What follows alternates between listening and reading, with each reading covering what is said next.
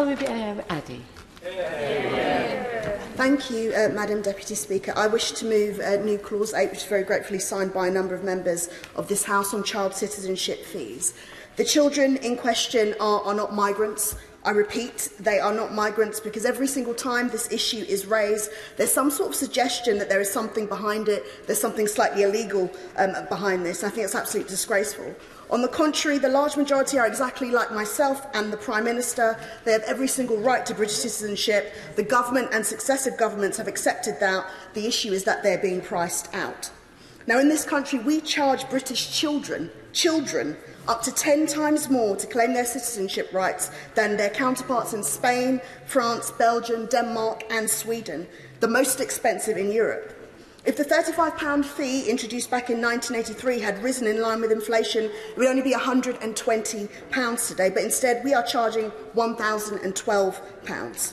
A fee that has doubled in the past decade, a fee which the government have the ability to increase at will, a fee which far too many can't afford, and a fee the level of which neither myself nor the Prime Minister had to pay.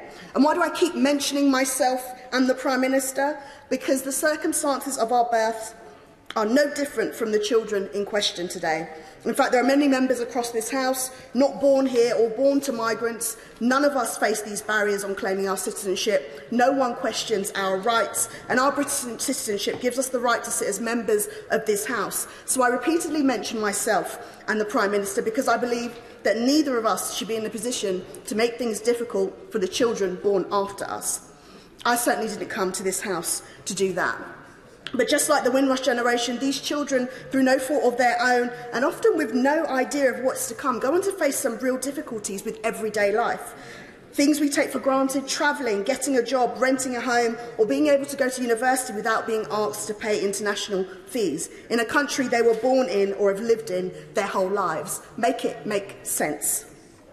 Now, Citizens UK, who alongside Amnesty International and the PRCBC, who have led on this campaign, have estimated that there are between 85,000 and 215,000 children with a legal entitlement to British citizenship who have ended up undocumented due to the extortionate registration fee.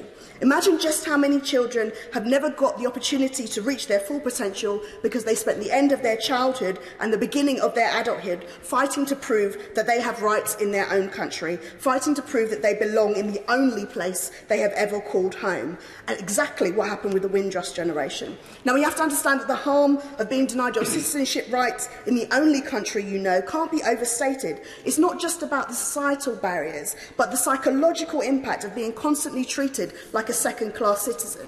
And why do I continuously compare them to the Windrush generation? Because just like the Windrush generation, a piece of legislation or policy that was attempted to dissuade migrants and make the environment more hostile for them is impacting on a group of people that have every single right to be here. And just like the Windrush generation, this policy disproportionately affects those of black, Asian and minority ethnic heritage. I will give way. I'm grateful to my honourable friend. Does she agree with me that to make children bear the burden of this government's hostile environment policy must be wrong? I thank my right honourable friend, and I absolutely agree with her, and I'm sure she will agree with me that there are clearly no lessons learned here. And now, this new clause is not even asking to scrap the fee, which is my personal preference, just reduce it to cost and examine its impact on the rights of children. It does, however, ask for the fee to be scrapped for children in care. For the very obvious fact that the children in care are the responsibility of the state. As we approach Christmas and we're thinking about families and home, with all of the disadvantages that children in care face, this government seems all too at ease with telling these children that they also have no country to call home, unless their local authority is willing to pay for it.